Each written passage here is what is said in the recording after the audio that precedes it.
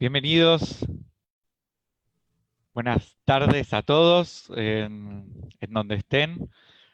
Vamos a compartir ahora a continuación un video de presentación de esta nueva red LAES, Red Latinoamericana para la Enseñanza de la Shoah, así que ponemos el video.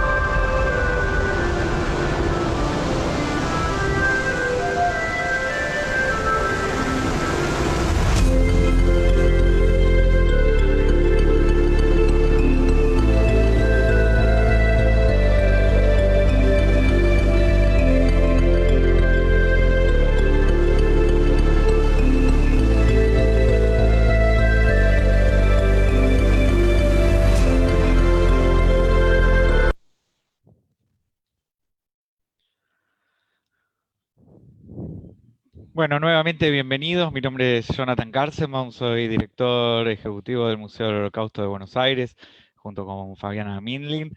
Y esta tarde, esta noche, depende de dónde nos acompañen, en América Latina y en otros rincones, estaremos en el tercer encuentro de esta red LAES que hemos armado un ciclo de conferencias. La primera estuvo a cargo de los amigos de Costa Rica, la segunda de los amigos del Museo Interactivo Judío de Chile, a quienes aprovechamos para agradecer la cooperación técnica para este encuentro, y también agradecer al equipo del Museo del Holocausto y a todos los componentes de la red LAES que hoy nos acompañan para que esto sea posible y que sea un encuentro para seguir profundizando en los eventos que comprometen a América Latina respecto del Holocausto.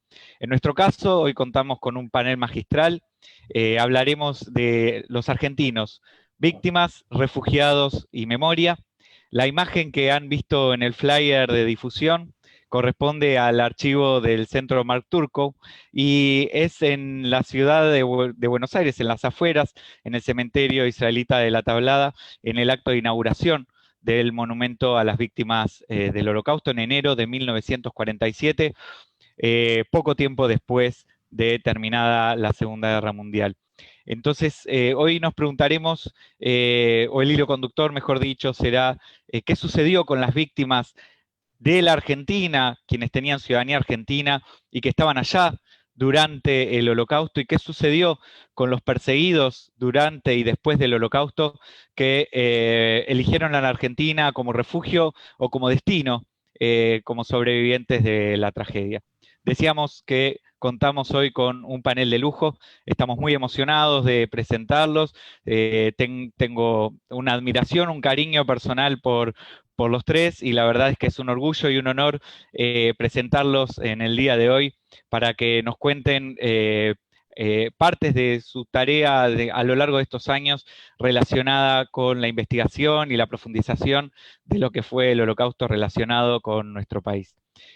Tengo el orgullo de presentar al licenciado Bruno Garbari, y antes de hacerlo quiero decirles que al final de este encuentro tendremos un espacio para preguntas, así que lo pueden hacer a través del chat por privado a quienes coordinan esta mesa de hoy, y también a través de Facebook con sus comentarios van a ser levantados y enviados para el espacio de preguntas al final del encuentro. Decía que tengo el orgullo de presentar al licenciado Bruno Garbari, es profesor de Historia especializado en el Holocausto, es licenciado en Relaciones Públicas y tiene un posgrado en Marketing.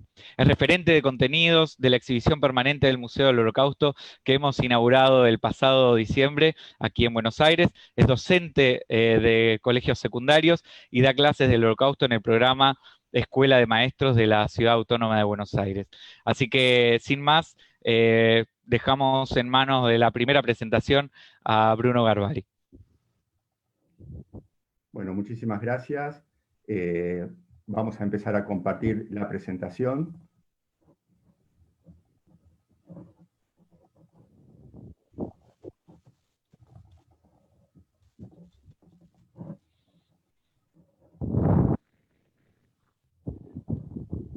Bien, muchísimas gracias por estar junto a nosotros, acompañándonos en esta jornada. En mi ponencia va a consistir en la política inmigratoria argentina durante el nazismo.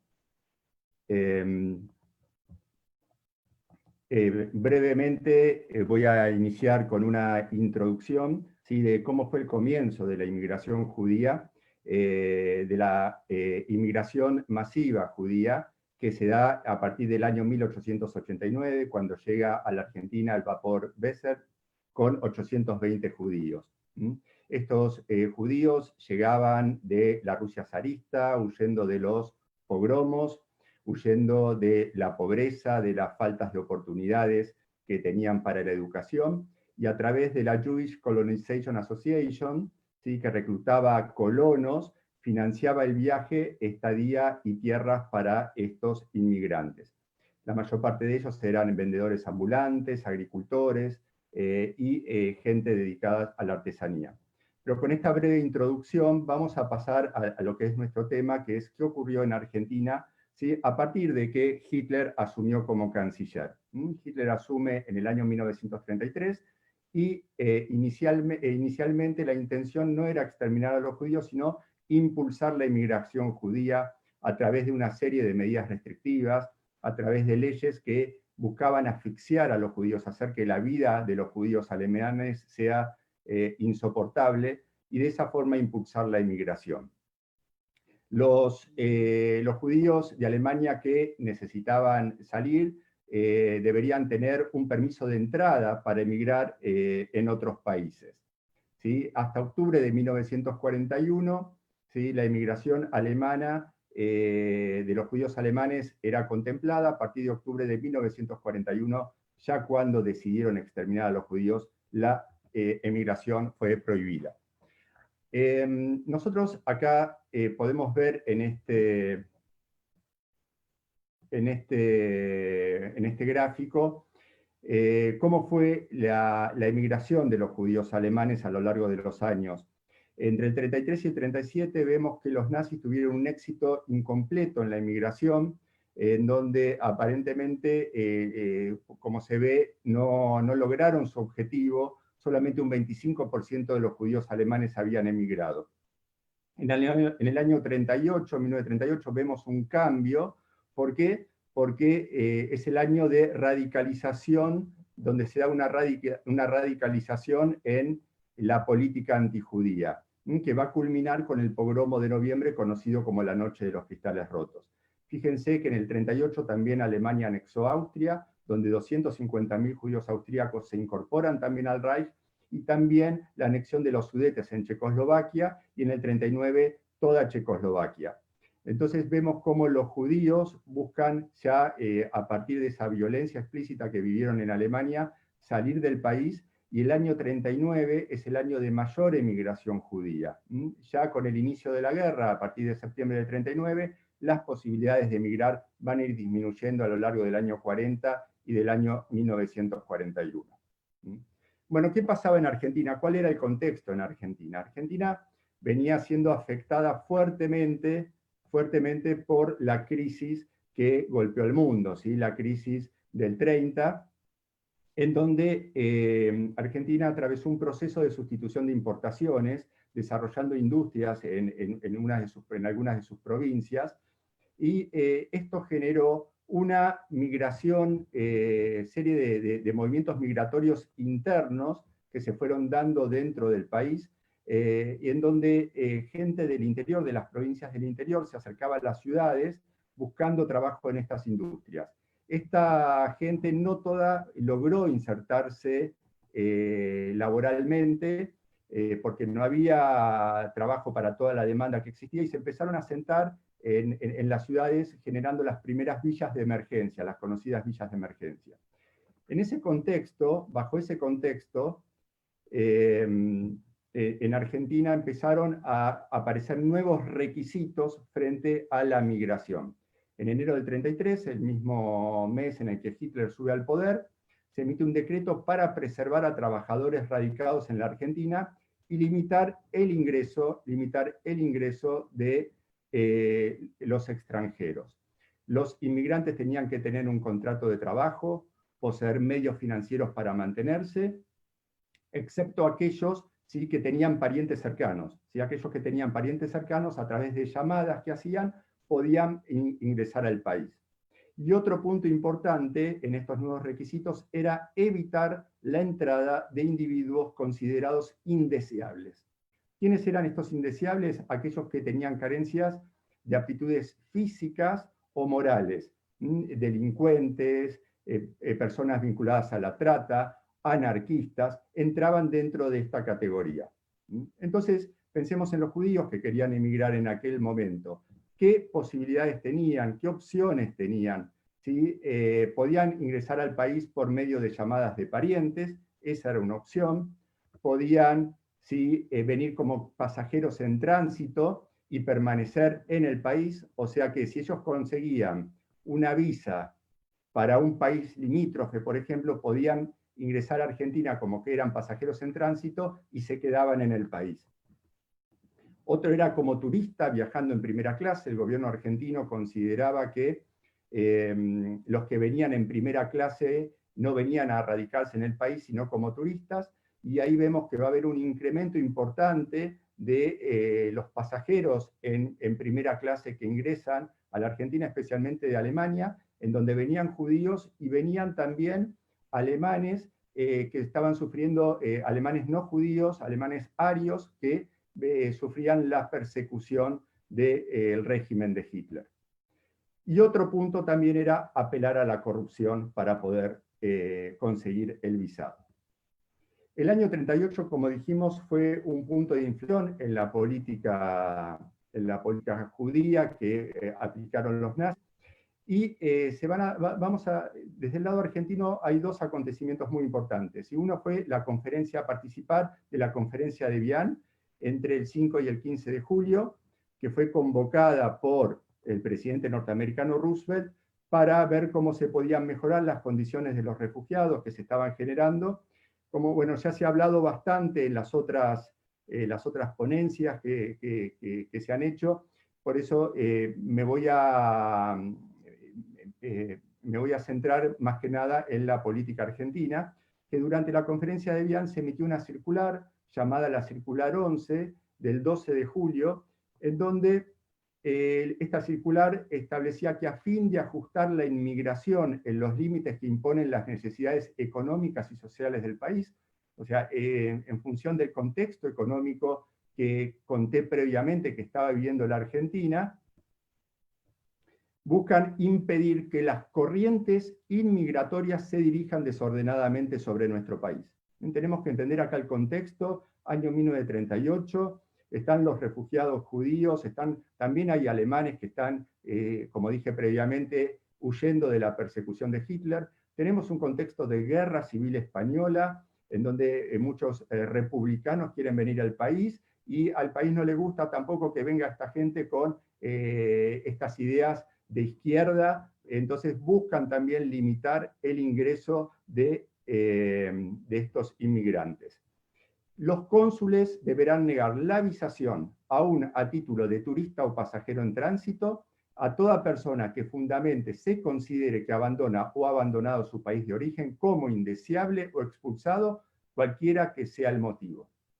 Indudablemente esto afectaba la condición de los judíos que querían irse, y la posición del embajador argentino en la conferencia de Vián, Tomás Le Breton, él estableció que lo siguiente, dijo: las estadísticas demuestran que ningún país ha hecho más que la Argentina para recibir inmigrantes, y si la comparación se limita a Sudamérica, comprobaremos que la Argentina ha recibido 270 inmigrantes por cada 100 recibidos por todos los países sudamericanos en conjunto.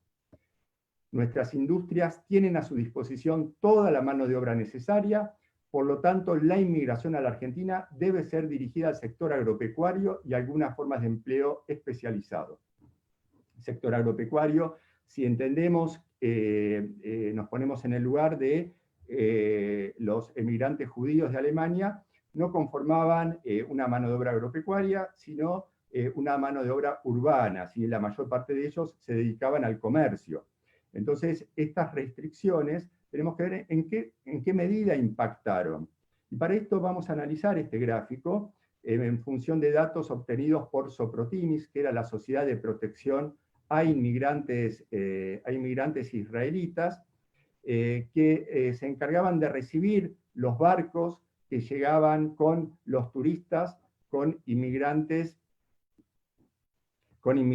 que venían de ultramar, que ingresaban legalmente por el puerto de Buenos Aires. Y fíjense aquí, tenemos en rojo la inmigración judía vía ultramar, y si vemos el año 38, el año de la Circular 11 y de la Conferencia de Vián, cómo venía la inmigración judía de 4.200, 4.100, 4.800, y cae a 1.833.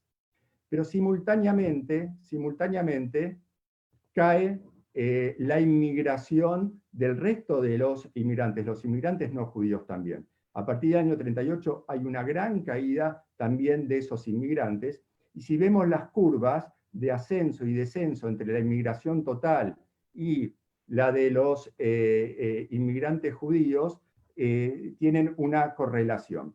Entonces, lo que podemos decir a partir de este análisis de las cifras de Soprotimis es que la circular 11 no es que dejaron de ingresar judíos, siguieron ingresando judíos, ingresaron menos judíos, como ingresaron menos inmigrantes. Lo que sí no podemos establecer es cuántos judíos en un momento, como vimos que en el 38 y en el 39 la mayor cantidad de judíos están emigrando de Alemania, cuántos judíos fueron rechazados para poder ingresar por la circular 11, ¿sí?, que fue expedida. Eso no lo podemos saber. En septiembre del 39, ¿sí?, inició la Segunda Guerra Mundial, y Argentina, como en la Primera Guerra Mundial, mantiene una posición de neutralidad. Y en noviembre del 42, el presidente Castillo autorizó el ingreso de 1000 niños judíos, ¿sí?, que estaban internados en campos de concentración. Acá vemos el libro de actas de Soprotimis, ¿sí?, donde dice, ¿sí?, hemos señalado que el Poder Ejecutivo ha expedido un decreto para permitir la entrada de 1000 niños de los países beligerantes, y explica los motivos por los cuales no se pudo avanzar en este pedido, obteniendo que se telegrafíen las instrucciones del caso al consulado argentino en Marsella, pero lamentablemente en el interín Francia fue ocupada íntegramente por los nazis, y el permiso de salida de los 1000 niños desde dicho país hecho que solicitar ya a las autoridades alemanas, tropezando con dificultades, ¿sí? Los alemanes empiezan a pedir a cambio un intercambio con ciudadanos alemanes que vivían en Sudamérica, y que Argentina sea intermediaria para ese intercambio. Y bueno, y finalmente este pedido de los 1000 niños no se pudo llevar a cabo. En el mes de junio de 1943, en Argentina hubo un golpe de Estado, asume un gobierno militar que en el 44, bajo la presidencia de Ramírez, rompió las relaciones diplomáticas con el Eje, y en el año 1945, el 27 de marzo del 45, declara la guerra a la Alemania nazi, ¿sí? Justo ya cuando Hitler está al borde del suicidio, ahí es donde Argentina declara la guerra. ¿Y qué ocurrió con los judíos? ¿Sí? Aproximadamente 250.000 judíos residieron en los DP camps, en los campos de desplazados, que mayoritariamente estuvieron en Alemania, Austria e Italia, buscando un rumbo, buscando dónde poder ir después de la guerra. Algunos de ellos buscaron ir hacia Palestina, que estaba bajo mandato británico, con las dificultades que imponían los británicos. Otros lograban ver si podían tener el cupo de ingreso a Estados Unidos, o ingresar a países latinoamericanos, y en Argentina, donde podían tener familiares para poder ingresar.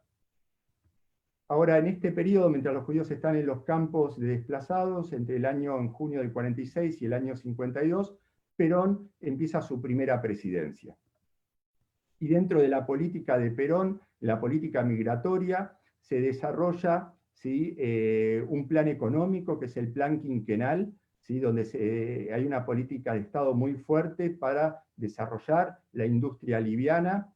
Y acá este plan quinquenal va a ir de la mano de la política migratoria, donde se va a imponer ahora, en este momento, un criterio selectivo de asimilación y selección étnica y cultural.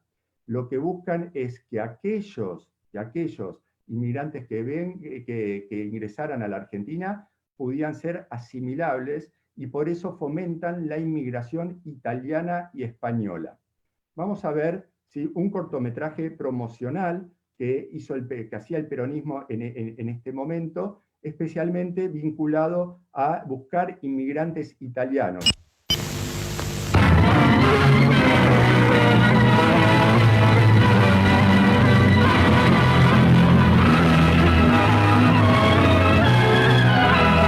Desde el Palacio del Congreso, cuna de nuestras instituciones democráticas, el presidente de la República, general Juan Perón, se apresta a dar al país uno de los mensajes más trascendentales de su vida de nación organizada.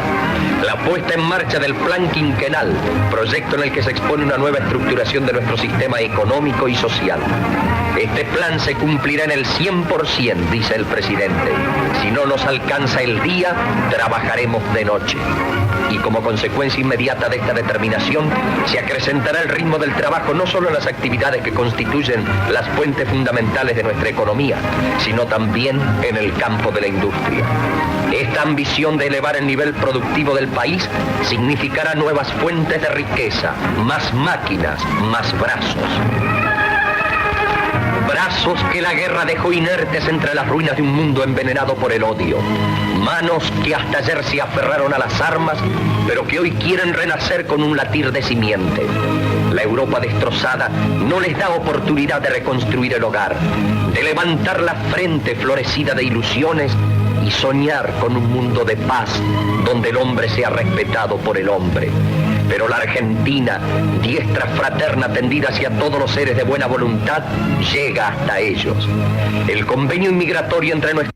Bien, ahí vimos cómo se priorizó básicamente la inmigración española, la inmigración italiana, y acá los sobrevivientes que van a querer venir a Argentina van a encontrar serias restricciones para poder ingresar al país.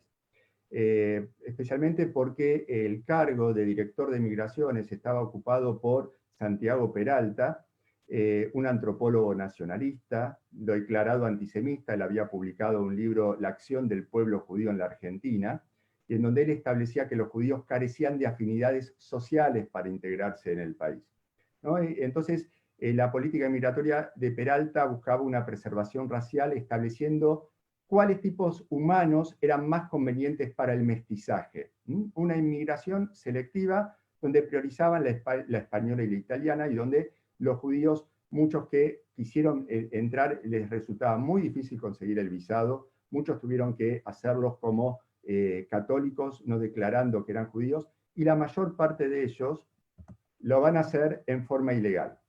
Los sobrevivientes entre el 45 y el 49 se estiman que ingresaron 4.800 al país, de esos 1.500 lo hicieron en forma legal y unos 3.500 en forma clandestina, consiguiendo visas para países limítrofes, y de esos países limítrofes entrando de manera ilegal al país.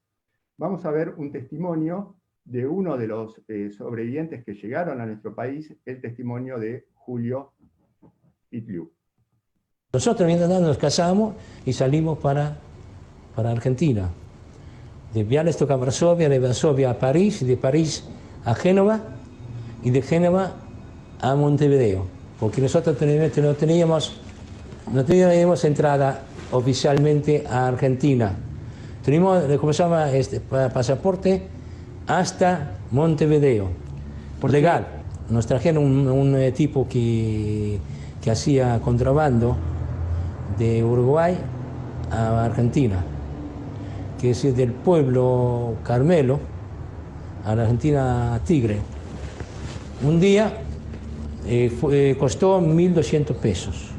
Mi cuñado pagó los 1.200 pesos, porque entre nosotros también había un hermano de mi señora, que se salvó de la guerra, que estuvo en el Ejército Rojo, era mayor. Entonces pagaron 1.200 por los tres. Nosotros mientras... Bien. Mientras los judíos estaban esperando poder ingresar, la colectividad judía, la comunidad judía en el país hizo distintas actividades para ayudar a que pudieran venir sobrevivientes, ¿sí? Especialmente desde Soprotimis también, en donde buscaban facilitar los trámites de documentación, localización de parientes, ¿sí? Hicieron colectas, donaciones para poder ingresar, para que pudieran ingresar al país. Y en el año 49 el presidente Perón emitió un decreto ofreciendo una amnistía para todos aquellos inmigrantes que lo habían hecho de forma irregular, y allí pudieron gran parte de los sobrevivientes poder legalizar su situación. A modo de conclusión y ya terminando, vemos en este gráfico la estimación que hace Jaime Abni de la cantidad de judíos que ingresaron a América Latina entre los años 33 y 1945. Vemos que Argentina fue el país que más judíos recibió, 39.400, pero cuando vemos estas cifras de los países latinoamericanos, tenemos que pensar en la potencialidad que tuvieron estos países para poder recibir a más refugiados judíos, ¿sí? E indudablemente los contextos hicieron que los países tomaran opciones, y dentro de estas opciones muchísimas personas perdieron la posibilidad de poder acceder, de poder salir y de poder salvarse de lo que fue el Holocausto. Muchísimas gracias. Muchísimas gracias, Bruno. Les recuerdo a todos que nos pueden dejar en el chat sus preguntas. La verdad que fue brillante tu exposición y gracias por ajustarte a los tiempos que son tan estrictos. Además, contarles que hay algunas dificultades técnicas con el Zoom, con lo cual son algunos manchones que aparecen, pero por suerte no dificultan la comprensión de lo que se está hablando. Es el turno ahora de Marcia Raz, es profesora de Historia graduada de la Universidad de Buenos Aires y magíster de la Université de Toulouse-Le-Mirel. Perdón, mi francés no es mi especialidad. Actualmente está redactando su tesis doctoral sobre el destino de personas con ciudadanía argentina durante el Holocausto. Realizó estudios en el Memorial de la Shoah de París, fue becaria de Yad Vashem, del ERI, European Holocaust Research Infrastructure, y del HRI, Holocaust Research Institute. Es investigadora asociada del Museo del Holocausto de Buenos Aires, dicta seminarios de grado sobre el Holocausto en la Facultad de Filosofía y Letras de la UBA. Marcia, te invitamos a contarnos tu ponencia. Bueno, ¿me escuchan? ¿Sí? Buenas noches a todos. Bueno, un segundo que voy a compartir mi pantalla. Como Johnny ya anticipó, estos minutos que tengo, vamos a tratar de hacer un breve resumen sobre cuál fue el destino de las víctimas del Holocausto con ciudadanía argentina, ¿no? Sobre este tema me voy a referir en concreto. Es decir que lo que, perdón que tengo que, perdón, un minuto, algo hice mal. ¿Están viendo mi pantalla? Perdón. Sí, pero estamos viendo no la presentación en curso. Perdón, no estás viendo. No está la presentación ejecutada, es decir, no está con las filminas al costado. Okay, perdón, gracias. Presentación desde la diapositiva. Ahí estamos. Es decir, que el tema sobre el que yo me ocupo es sobre personas que entre 1933 y 1945 tenían algún documento que acreditaba que tenían ciudadanía argentina.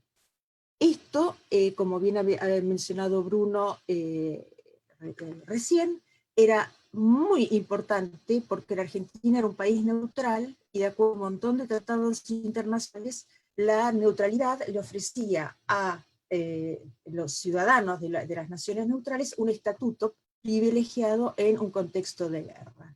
Así que lo que nos vamos a encontrar es que hay un montón de personas, que cualquier persona que podía de alguna forma justificar o decir que tenía alguna relación con la Argentina, va a tratar de hacer efectiva esta protección para gozar de estos derechos. Uno de los aspectos entonces que vamos a ver es que en una familia en la que había un pasaporte argentino, en general la protección se extendió a todos los integrantes de la familia. ¿Cómo se materializaba la protección que podía dar el Estado argentino desde América, del otro lado del océano, sin Zoom, sin WhatsApp, sin todas estas cosas? En un montón de documentación personal que le extendía a los ciudadanos que residían en el exterior.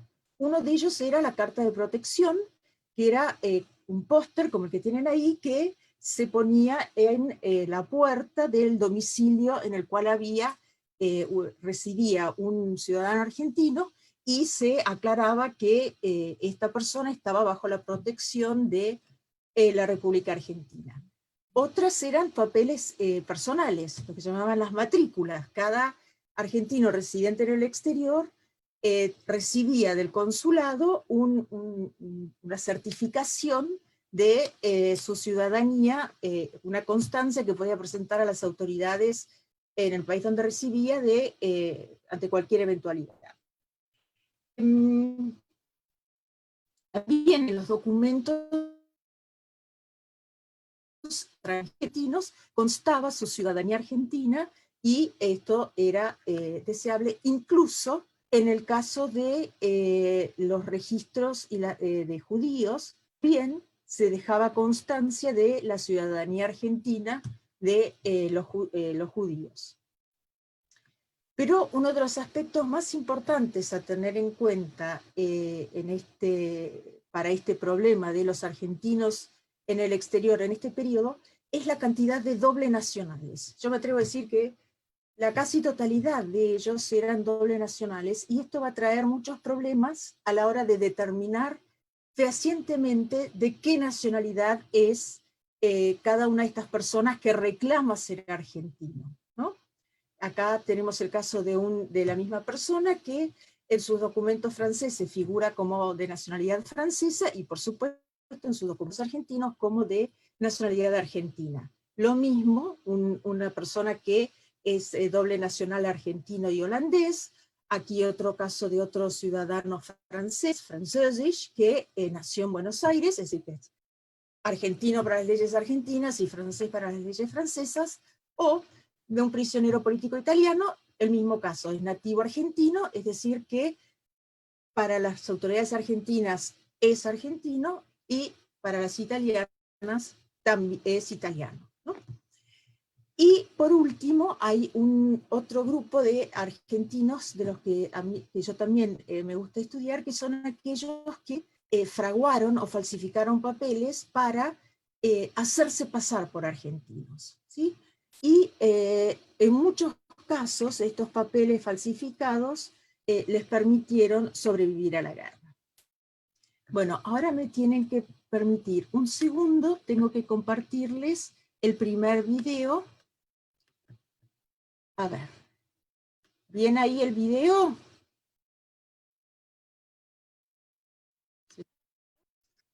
Oscar Alemán fue el mayor guitarrista argentino y uno de los más grandes del mundo, pero esto no alcanza para definirlo.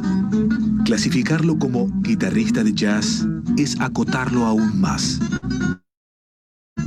Un showman, que lo que mejor hacía era tocar la guitarra, y que lo que mejor interpretaba era jazz, porque era el género que amaba y el que mejor servía a su estilo. Eso fue lo que lo llevó a ser uno de los protagonistas del ambiente musical parisino de los años 30 y una de las primeras figuras del espectáculo argentino durante 4 décadas, cuando las discográficas no invertían millones en la imagen de un artista, cuando un músico era popular porque lo elegía el pueblo.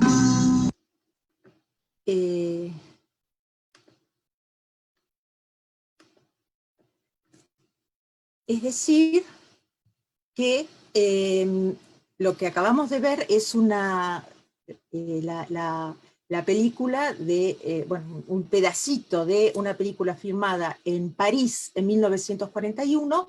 La película se llamaba Tres argentinos en París, y uno de los personajes principales era Oscar Alemán, que era también el guitarrista de Josephine Baker, y que tenía una carrera muy exitosa en Francia, y que el único motivo por el cual él va a decidir regresar a la Argentina es por una fenomenal golpiza que le dan los nazis, y el cónsul entonces decide repatriarlo. Entonces, lo primero que me interesa destacar de este caso es que muchos de estos argentinos que se encontraban en el exterior ya habían establecido, se habían armado una vida en el extranjero, y que, salvo una necesidad o muy imperiosa, no deseaban regresar al país, sino que tenían su vida organizada en el exterior. Ahora les voy a compartir, si me permiten, otro video. A ver, perdón, un segundo.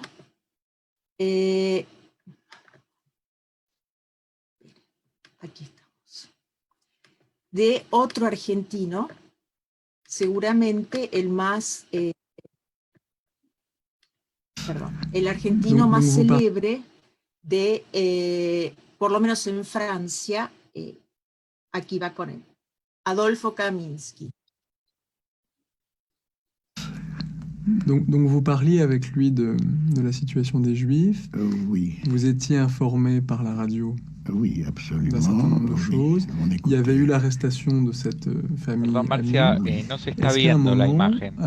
Perdón. ¿Tenés forma de volver a...? Donc vous parliez claro. avec... Perdón, un segundo. Voy a volver a empezar. A ver. Share screen. A ver, un minuto. Un minuto porque... Marcia, fíjate que tenés que compartir la ventana en donde está abierto el video. Ahí lo vamos a poder ver, porque si no solo lo vamos a escuchar. Perdón. A ver si acá estamos. No, un momento, perdón. Oscar Alemán fue el mayor guitarrista argentino. Open with... Perdón. No es mi mayor... A ver, ahí se ve. Donc vous parliez avec...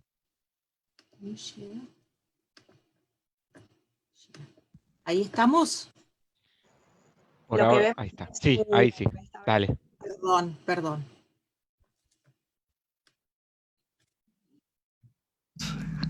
Donc vous parliez avec lui de la situation des Juifs. Oui. Vous étiez informé par la radio. Oui, absolument. D'un certain nombre de choses. Il y avait eu l'arrestation de cette famille amie. Oui. Est-ce qu'à un moment, avec votre père, vous avez pensé à partir? Partir où? C'était ça. C'était pas possible. On n'avait pas l'étoile, tout le monde savait qui on était respecté, on était... on se pensait quand même protégé par le consulat, ce qui est vrai. Le consulat argentin. Le consulat d'Argentine, oui. Alors après, nous avons été transportés vers Nancy dans un petit train avec des banquettes toutes étriquées. Et mon frère Paul a pu jeter des lettres par la fenêtre en cachette des gardiens. Et toutes ces lettres sont arrivées au consulat, ont été postées par les employés de la SNCF sans doute. Et comme ça, le consul a pu agir. Le consul d'Argentine. Le consul d'Argentine, oui. Et il y avait Aloïs Brunner qui venait, qui passait devant tout le monde, et tout le monde devait se mettre au garde à vous et baisser les yeux. Moi, je me mettais au garde à vous et je ne baissais pas les yeux. Il se plantait devant moi, il me regardait, puis il partait, pas content. Je pense que c'était à la suite des lettres du consulat qu'il devait venir voir. Je rappelle qu'Aloïs Brunner était le commandant SS de Drancy à ce moment-là. Bueno.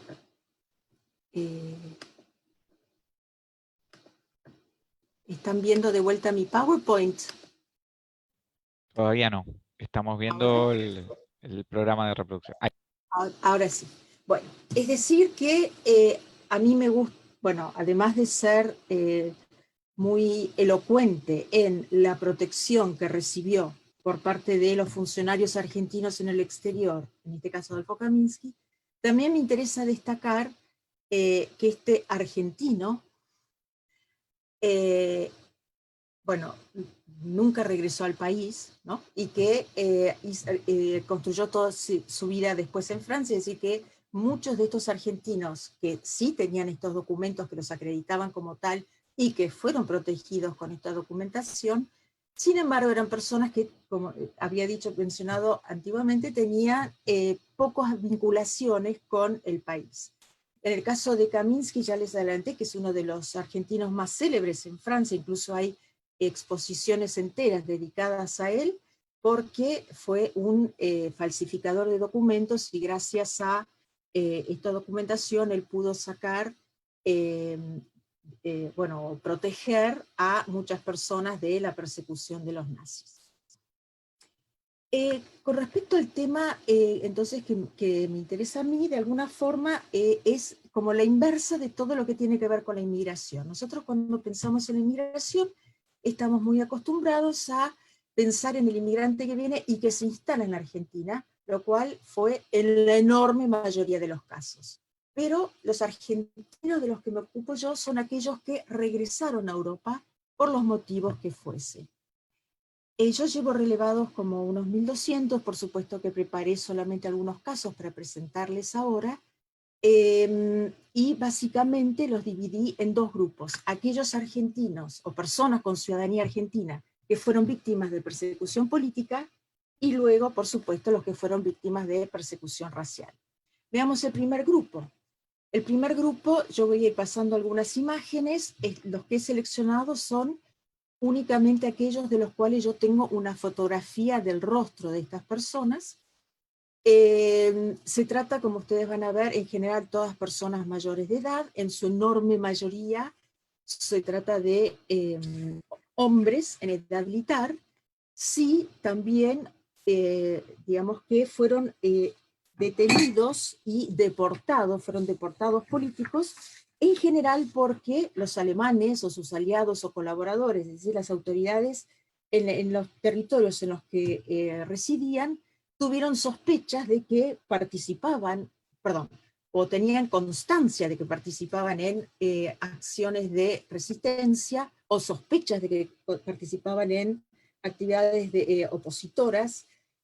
También en el caso de los franceses, para los que se negaban a presentarse el sistema de trabajo obligatorio y a los trabajos forzados, y también, bueno, en el caso de una postura muy francófila, una persona como Eduardo Martínez de Oz fue declarado persona ingratísima y tuvo que abandonar la Argentina. Cualquier infracción que cometiese un argentino lo ponía en riesgo. Por ejemplo, aquellos que intentaban cruzar la línea de demarcación en Francia, en general eran deportados y eran judíos. En el caso de los que pasaban ilegalmente a España, llegaban a otro país neutral y entonces eran internados, ¿sí? Pero digamos que no, si eran descubiertos, también tenían sus problemas. Una gran cantidad de estos ciudadanos en los que les estoy mencionando, algunos de ellos nativos, otros de ellos naturalizados, todos eran mayores de edad. Esta imagen es porque corresponde a la imagen de su pasaporte argentino, que cuando él regresó a Francia, que era un niño, pero cuando fue detenido era mayor de edad. Algunos claramente eran por su participación en las brigadas internacionales. En este caso se trata de un judío, pero que fue detenido en calidad de una represalia política, es decir, como en Argentina se detuvieron a un número de ciudadanos alemanes por actividades nazis, en los territorios ocupados se detuvo a un número de ciudadanos argentinos, es decir, no fue un caso de persecución racial. Siempre estamos hablando entonces de persecución política o de personas muy influyentes que podían ser también rehenes o por las que se podía cobrar un rescate importante para los alemanes. También estuvo el caso de los prisioneros de guerra que fueron fusilados o asesinados mientras tenían el estatuto de prisionero de guerra, que es, bueno, desde la Convención de Ginebra y de La Haya, digamos, un estatuto que absolutamente prohíbe este trato y digamos que protege a los prisioneros de guerra de todos los países. Con respecto entonces, vamos a ir entonces a las víctimas de persecución racial. Muy brevemente, los primeros casos se van a dar en Alemania, obviamente, que si bien empiezan con la prohibición de ejercer oficios y demás, cuando después del pogromo de noviembre van a empezar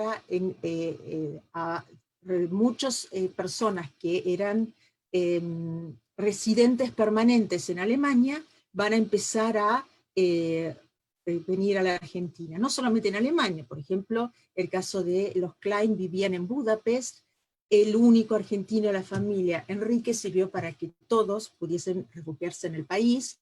Merafel residía en Holanda, Marcel en los Países Bajos, Bensus en Bulgaria. Es un caso interesante porque la forma en que encontraron para traerlo legalmente al país fue para cumplir el servicio militar obligatorio como ciudadano argentino, y así se lo pudo sustraer de la obligación de los trabajos forzados.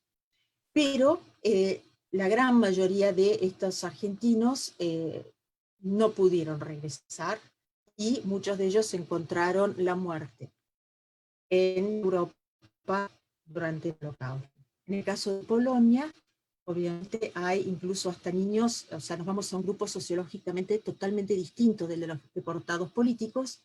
Tenemos a niños de muy breve edad,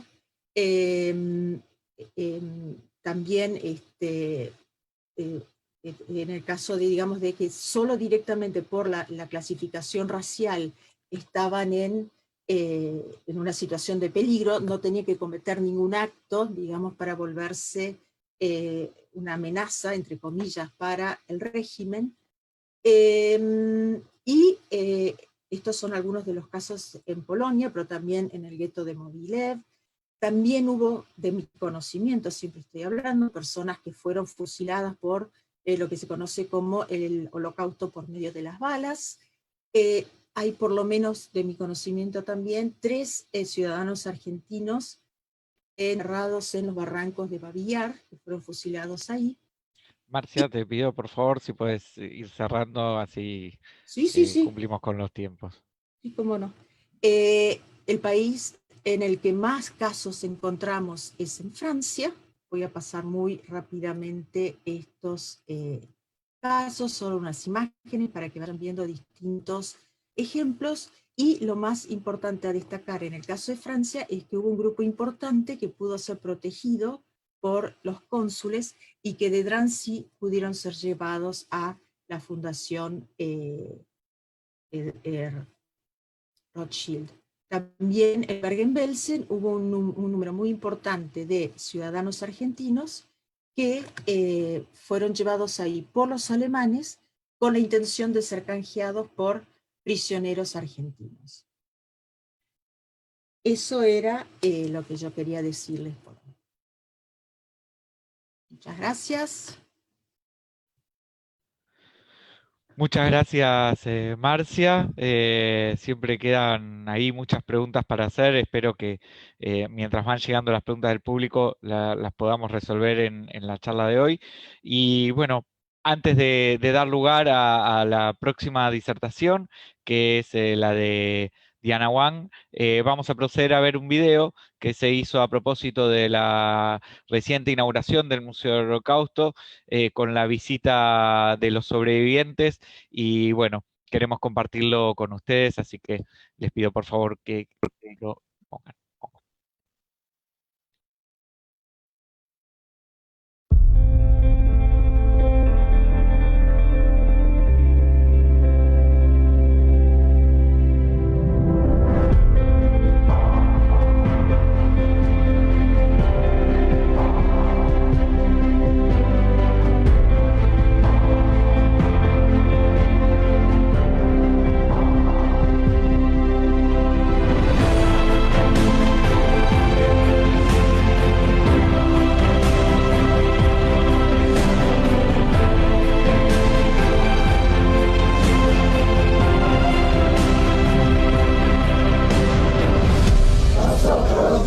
Los sobrevivientes de la Shoah, los últimos testigos de la barbarie nazi. Lo hemos perdido todo. Nuestras casas, nuestras familias, nuestros mejores años.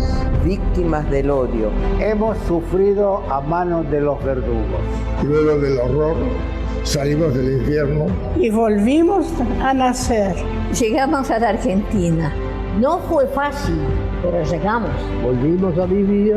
Reconstruimos nuestras vidas. Formamos familias y llegaron los nietos. Y luchamos contra el olvido. Dimos testimonio, construimos memoria. Y seguimos luchando como siempre. Pero no estamos solos. Ustedes nos acompañan. Nos dan la esperanza de saber Que la memoria de nuestras familias Seguirá siendo honorada. En un antiguo edificio, en un nuevo desafío. por muchas generaciones más. para educar. Para hacer memoria. Para que todos sepan, Para seguir diciendo, Estamos aquí para siempre. Es nuestra victoria. Estamos aquí.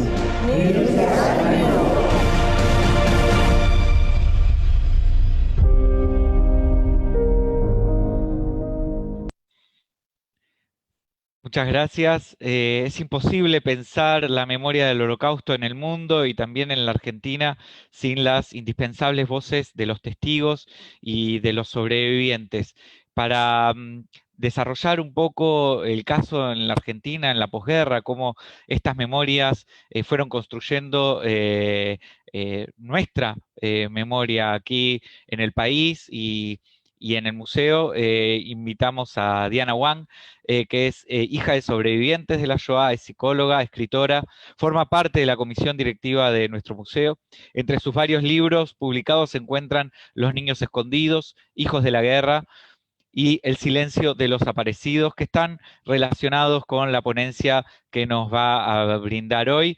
Así que, Diana Wang, te invitamos a hacer uso de la palabra.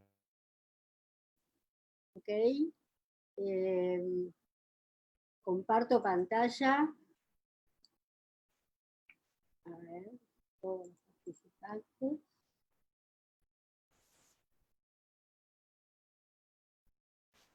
Ok, ¿se está viendo bien?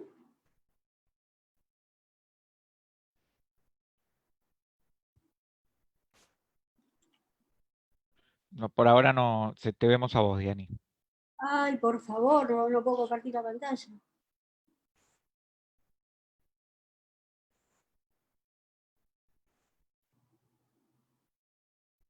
Abro la pantalla y se va ¿cómo es? Y se va el Zoom. ¿Qué habrá pasado? Diani, pones Share Screen y ahí te van a abrir todas las ventanas y elegís el PowerPoint que tenés preparado para esta noche. ¿Ahora? Ahora se ve perfecto. Se ve perfecto. Me parece que el único que anduvo bien fue Bruno. Marcia y yo tuvimos problemas con esto. Bueno, por más que uno prepare, en el momento en que se va a exponer, uno se expone y se pone un poco nervioso. Bueno, gracias por esta oportunidad de compartir algunas ideas y algunas emociones. Yo soy hija de sobrevivientes de la Shoah y la ponencia que voy a desarrollar me atraviesa personalmente y tiene que ver con la forma en que yo viví, en que yo procesé y en que yo pensé el silencio y la memoria. Lo llamé sobrevivir para contar, callar para vivir. Yo me crié entre sobrevivientes, mis padres fueron sobrevivientes y toda mi infancia estuvo rodeada de los diálogos y de las memorias de los sobrevivientes. Y lo que todos decían, y además lo seguí escuchando en los sobrevivientes que conocí a posteriori, fue que durante los peores momentos de la Shoah, en los momentos en que sufrían más y pasaban las cosas más desgarradoras, los alentaba la idea de sobrevivir para contarlo. Fue una motivación y una fuerza que a más de uno lo salvó de la muerte en algún momento determinado porque le dio ánimos para seguir. Pero al mismo tiempo me sorprendí porque no hablaron. Hablaron un poquito al principio y después la gran mayoría permaneció en un silencio que se destapó hace muy pocos años. Y yo me pregunto, ¿pero por qué? Y la pregunta por el silencio fue la pregunta que me movió y que me estimuló a todo el desarrollo y a toda mi búsqueda personal, que es lo que voy a compartir con ustedes. Empecé a pensar, ¿por qué el silencio? Y en las primeras hipótesis que aparecieron eran que, bueno, que el sufrimiento había sido tan grande que no querían evocarlo, no querían volver a revivir aquello que habían vivido y que entonces preferían callar. Otra hipótesis era que la mayor parte de los que habían perdido durante la Shoah eran muertos sin tumba. No había habido posibilidad del ritual del duelo, y el duelo seguía abierto. Cuando el duelo no se puede hacer, no se puede ritualizar, cuando no hay un cuerpo a quien velar, el duelo sigue abierto como lo saben los familiares de los desaparecidos también. Otra hipótesis era el tema de la culpa del sobreviviente, que todos hemos oído hablar de la culpa del sobreviviente. El sobreviviente se pregunta, y todos se preguntan, ¿por qué yo sobreviví? Yo no era ni más inteligente, ni más valiente, y todos se preguntan, ¿por qué yo y no mi mamá, y no mi hermanito, y no tal? Y los acompaña esta pregunta que es muy desgarradora. Y la última de las primeras hipótesis tiene que ver con lo que se conoció como el síndrome del sobreviviente. Es decir, hablando en criollo, el loco de la guerra. Se suponía que el sobreviviente tenía características psicopatológicas como la negación, el desapego emocional, demasiado control sobre su familia, pesadillas, angustia. Y yo digo, no, así no eran mis padres, así no eran los sobrevivientes que yo había conocido. A mí esto no me alcanzaba. Entonces empecé a buscar y aparecieron nuevas hipótesis. Una era que cuando los sobrevivientes, ni bien terminó la Shoah y llegaron a la Argentina, querían hablar, descubrieron con dolor que nadie los quería escuchar. Y el dolor se acrecentó todavía más, porque los que sí los escuchaban, no les creían. Decían, no puede ser lo que estás contando. Entonces el sobreviviente estaba desesperado porque tenía que probar que lo que decía era cierto, pero sonaba tan descabellado en la realidad de Buenos Aires, que entonces fue una de las razones por las que callaron. Otra cosa gravísima, y que los sobrevivientes lo están empezando a contar ahora, es que veían en los ojos de quienes los escuchaban la acusación, a veces velada, a veces implícita, pero otras veces explícita, de ¿por qué sobreviviste vos? ¿Qué hiciste? ¿Denunciaste? ¿En qué fuiste cómplice? Imagínense que una acusación de esta calaña te cierra la boca porque no tenés ganas de enfrentarte con esto. ¿Cómo explicás que las leyes eran diferentes? ¿Cómo le explicás a gente que no lo vivió, que no sabe lo que es? Y otra de las nuevas hipótesis que encontré es el tema de sentirse, primero, en la evocación de las conductas que tuvieron que hacer para sobrevivir.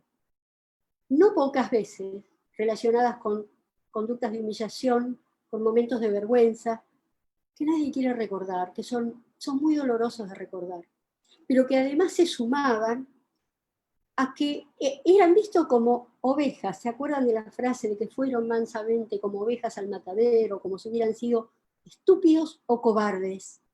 ¿Cómo explicar que lo que se estaba viviendo no tenía nada que ver con esta realidad de ahora? Bueno, esto hizo en parte que se callaran. Pero yo me quedé pensando, ¿cómo es este silencio? Yo me lo imagino, tengo una imagen visual de un gran lago con un dique muy fuerte que no deja que el agua se derrame. Pero el dique tuvo fisuras, no fue un dique completamente cerrado. Vamos a ver lo que yo pensé, cuáles fueron las etapas de esa ruptura. La primera fue la inmediata posguerra. En la inmediata posguerra, muchos de los sobrevivientes estaban sedientos de contar, sedientos de mirá lo que pasó, mirá lo que es el mundo, mirá lo que nos hicieron. Escribieron, contaron, escribieron libros, testimonios. Pero eso rápidamente fue fue silenciándose un poco por las cosas que dije antes, porque no los querían escuchar. Pero no se olviden del contexto en el que estábamos viviendo. A poco de terminada la guerra comenzó la Guerra Fría, y los sobrevivientes veían que Europa empezaba a ser otra vez un territorio que podía volver a cubrirse de sangre. Entonces había que irse de ahí. Y había que buscar nuevos destinos. Era muy difícil. Ya Bruno les contó lo difícil que era poder salir de Europa y encontrar a dónde ir. Eso llevaba toda la energía, todo el tiempo. ¿Qué hablar? ¿Qué contar? ¿A quién? Y por último, una vez que habían conseguido salir, una vez que habían conseguido llegar, por ejemplo, a la Argentina, había que adaptarse a este lugar. Un idioma completamente diferente, costumbres completamente diferentes, comidas, usos, formas de pensar, formas de vivir. ¿Cuándo hablar? ¿Con quién? Entonces la inmediata posguerra tuvo un momento de comienzo de hablar que se apagó con bastante rapidez.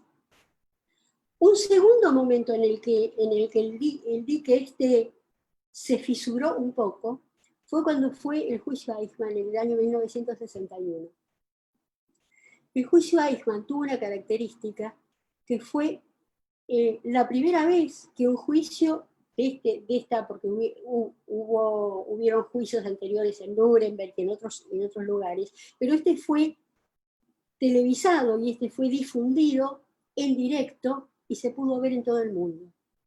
¿Y qué es lo que se vio en este juicio que fue tan conmovedor? Además de Eichmann metido en esa casilla como lo vimos acá.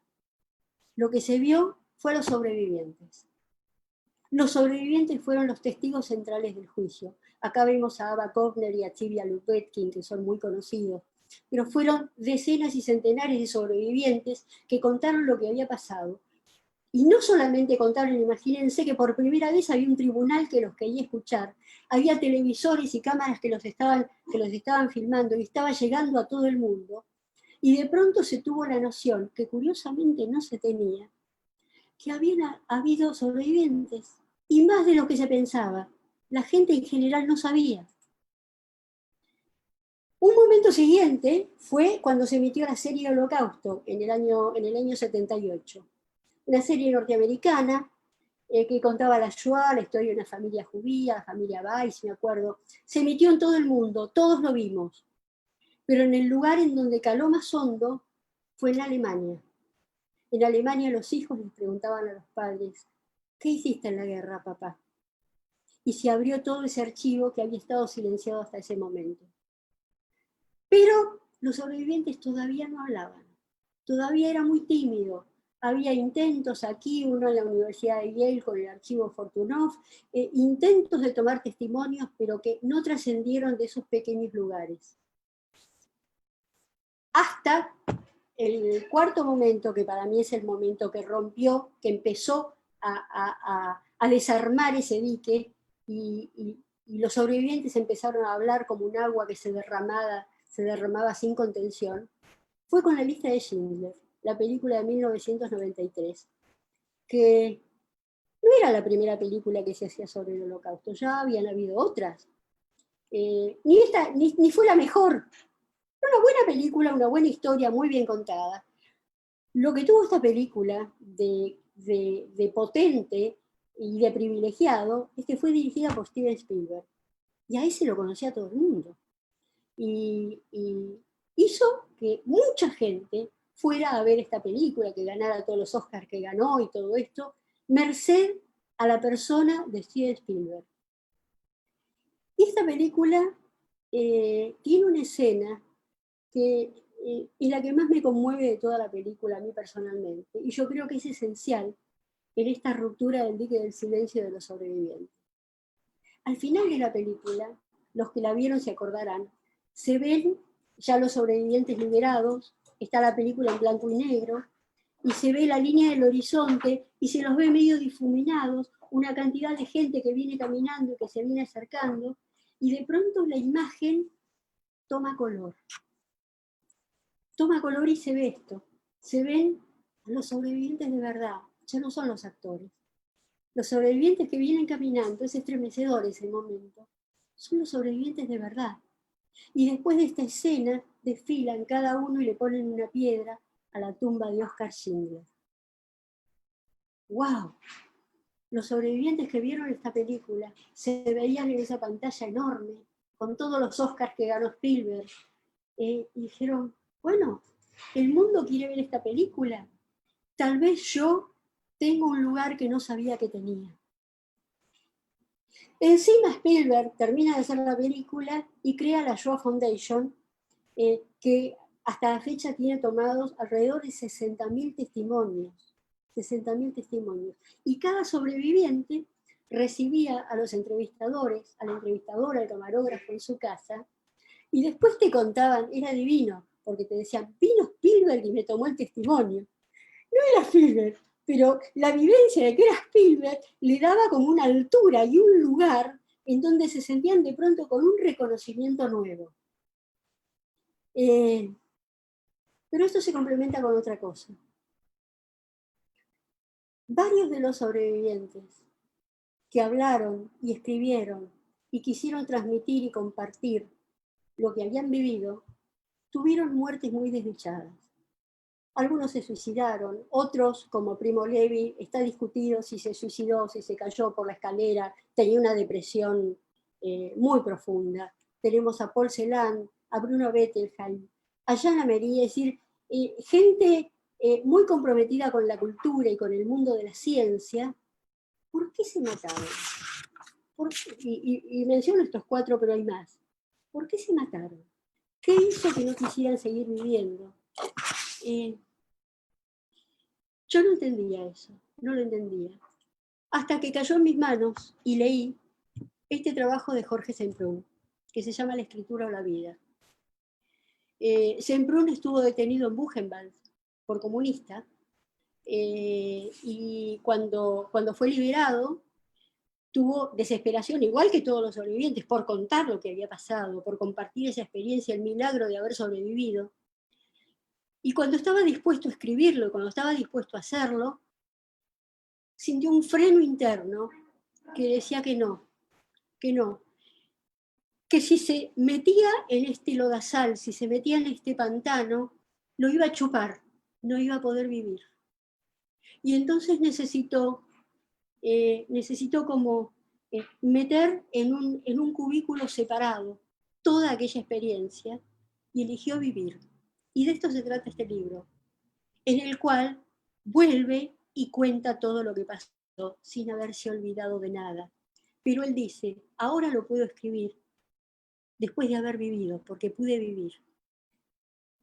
¡Wow! ¡Qué formulación que me dejó turulata pensando, wow, esto tendrá que ver esto con el silencio de los sobrevivientes durante tantas décadas. Y entonces conocí el trabajo de Dominique Fricher, esta socióloga francesa, que escribió este libro, Los niños del silencio y de la reconstrucción, en donde viene con una proposición que me voló la cabeza. Ella estuvo trabajando con sobrevivientes que fueron niños durante la Shoah, y propone en este libro que no solamente no negaron, que no solamente el silencio no fue un rasgo psicopatológico, sino que todo lo contrario, que este silencio de los sobrevivientes fue condición de vida. Gracias a esto pudieron reconstruir su vida.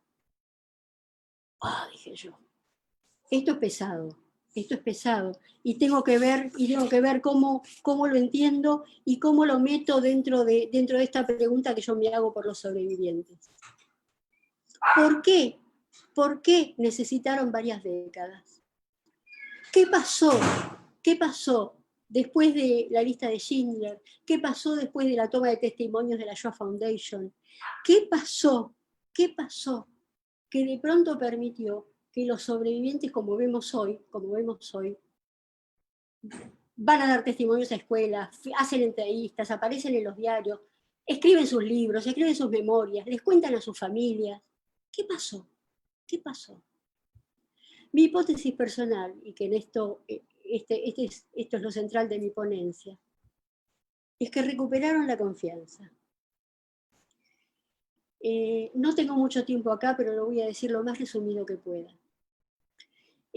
Las situaciones genocidas, como la Shoah y como otras que han sucedido y que siguen sucediendo, están determinadas por un poder político, estatal o paraestatal, que designa a un colectivo social como el blanco del asesinato. Estos van a ser matados. ¿Cuál es el contrato social que nos liga para vivir en sociedad en una convivencia pacífica? La idea de que este Estado va a ser un Estado que nos va a proteger, que nos va a cuidar, y ese es el piso de confianza sobre el que todos estamos parados y desarrollamos nuestra vida. Cuando es el mismo Estado el que me quiere matar, el piso se me fragmenta y yo no sé dónde estoy parado. Y vivo en un tembladeral y no puedo confiar más en nadie. Necesitaron décadas para recuperar la confianza. Necesitaron décadas para volver a sentir que el contrato social que nos liga como sociedad, se volvió a reconstituir, que ese piso fragmentado volvió a soldarse, las marcas están, se ven, pero está soldado nuevamente, y yo puedo pararme de pie con la tranquilidad de que voy a poder seguir caminando. ¿Y cómo conseguí esa confianza? ¿Cómo recuperé esa confianza en el contrato social? Bueno, durante las décadas que pasaron, llegué a un país que me acogió, como en este caso la Argentina, armé una familia, desarrollé un trabajo, desarrollé algún proyecto personal, llegué a viejo, tuve hijos, tuve nietos, algunos tienen bisnietos, ya está.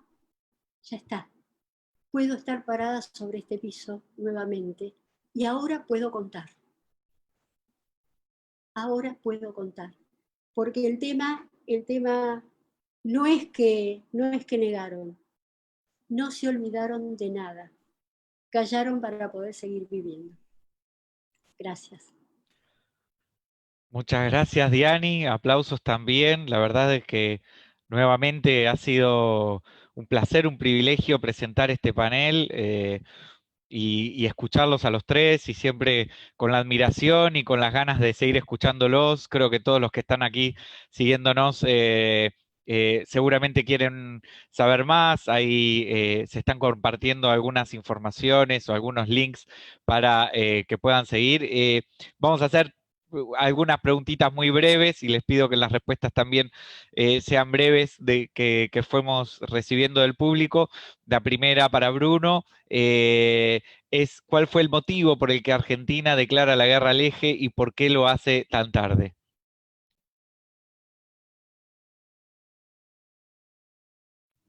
Ay, no. ¿Me escuchan? Porque está el micrófono. ¿Me escuchan ahí? ¿Sí? Bueno, Argentina tomó una posición, como dijimos, de neutralidad, ¿sí? En la Primera Guerra Mundial había optado también por esa posición. Y en Argentina se fueron dando dos posiciones importantes, unos que eran aliadófilos y había germanófilos. También dentro del ejército se daban estas cuestiones. Pensemos que una Argentina muy vinculada a lo que era nuestra dependencia económica hacia Inglaterra. Nosotros desarrollamos un modelo primario exportador, donde nuestras exportaciones a Inglaterra siempre fueron muy importantes, y Argentina siguió manteniendo esa posición, ¿sí? Donde realmente entrar en guerra, declarar una guerra, ¿sí? Traía serios perjuicios económicos para el país. Ahora, esta política de neutralidad, ¿sí? Hacia el año 43 empezó a ponerse un poco en juego cuando está terminando el mandato del presidente Castillo, y en donde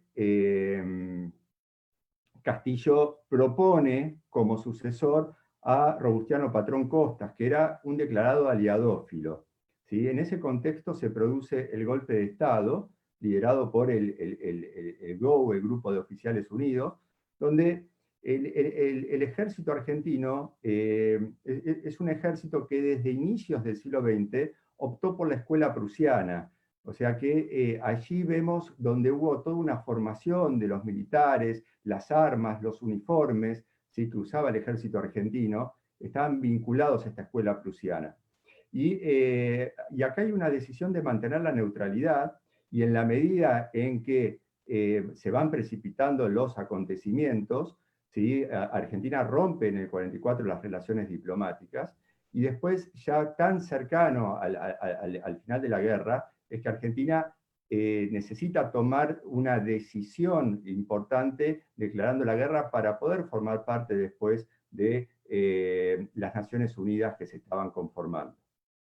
Muchas gracias, Bruno, y aprovecho esta respuesta para linkear con Marcia. Hay otra pregunta que dice si fueron respetadas todas estas personas que tenían algún vínculo con la Argentina, y vinculándolo con esto y anticipándome un poco, conociendo tu investigación, ¿qué repercusiones tuvo esta ruptura de relaciones y este ingreso de la Argentina en la sobre el final? Bueno, lo más importante, y que no se puede insistir lo suficiente, es el tema del problema, entre comillas, de la doble nacionalidad. Es decir, un franco-argentino en Francia, ¿es argentino o es francés? ¿No? Un italiano, un ítalo-argentino en Italia, ¿es italiano o argentino? Ese era un obstáculo muy importante que tenían que vencer los cónsules o los funcionarios para poder lograr, lo lograban a veces, que, sobre todo mientras existía una política de neutralidad, por una simple cuestión. En Argentina residían entre 80.000 y 65.000 arios, esto es decir, alemanes que les interesaba proteger a las autoridades del Reich. Entonces, en tanto y en cuanto la Argentina tuviera la capacidad de causar alguna represalia sobre esta cantidad de ciudadanos del Reich en Argentina, y en Argentina existían solo unos pocos, perdón, en Alemania, o los territorios ocupados por Alemania, existían solamente unos pocos cientos de, sobre todo en el caso de los judíos, existía, digamos, una situación muy privilegiada para los argentinos, como lo menciona Kaminsky. Por ejemplo, no tenían que llevar la cruz, la estrella amarilla, perdón, tenían libertad de movimiento, etcétera, etcétera. Con la ruptura de relaciones, los alemanes se van a poner como más exquisitos y van a hacer esta división más tajante entre lo que es un verdadero argentino y lo que no es un argentino. Y estos que ellos, que son muchas veces los naturalizados, van a ser deportados. Bueno, muchísimas gracias, Marcia. Vamos a pasar a una última pregunta para Diana Wang. ¿Cuál crees que es el rol de las terceras generaciones en esto de transmitir la historia del Holocausto? Mira, las terceras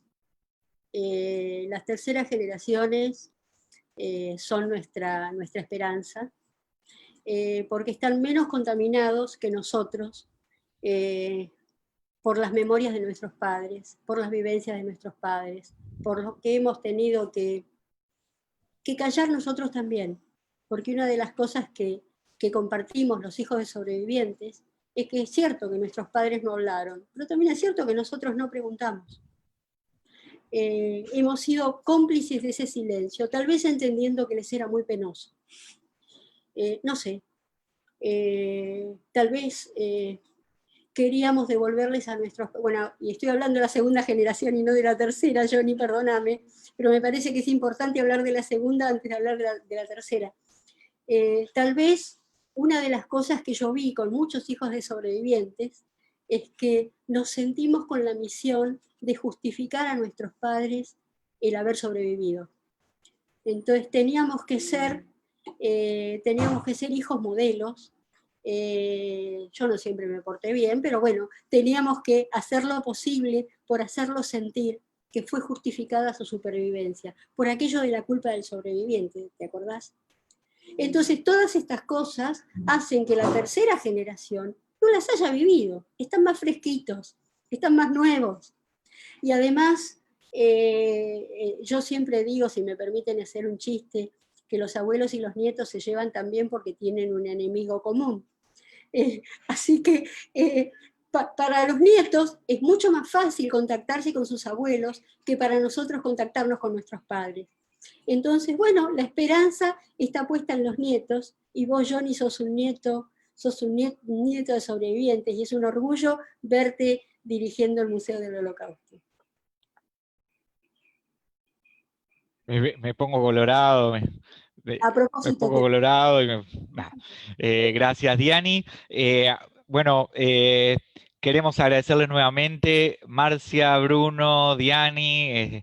La verdad es que siempre es un placer escucharlos, y la verdad es que nos encantó poder llevar estas voces de ustedes y estas investigaciones de ustedes a toda Latinoamérica y a todo el mundo hispanoparlante, ¿por qué no?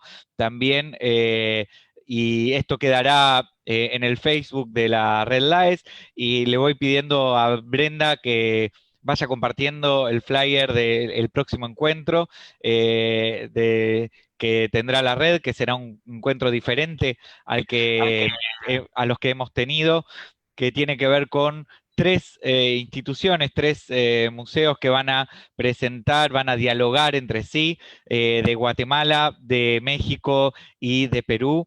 Es el próximo jueves, de 2 de julio, que estarán conversando estos museos, y aprovechamos para habilitar el chat para quienes quieran dejar algunos mensajes finales. El título del próximo encuentro es Discriminación, un obstáculo para la coexistencia.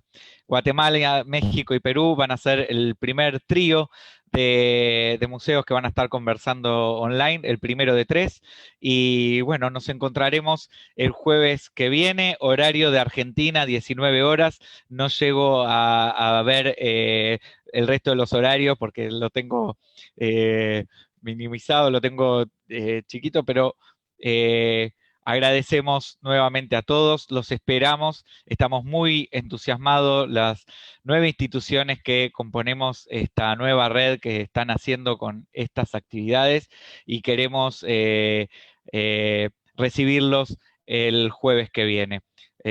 Por mi parte, agradecer nuevamente a todos los que estuvieron involucrados en este evento, y dejarles un saludo, sintiendo que estamos haciendo un aporte más, un escaloncito más en lo que es la memoria de la Shoah en toda la región. Así que los dejamos. Buenas tardes donde corresponda, buenas noches donde corresponda, y muchas gracias a todos. Un aplauso para todos, ya que estamos en modo Zoom. Gracias.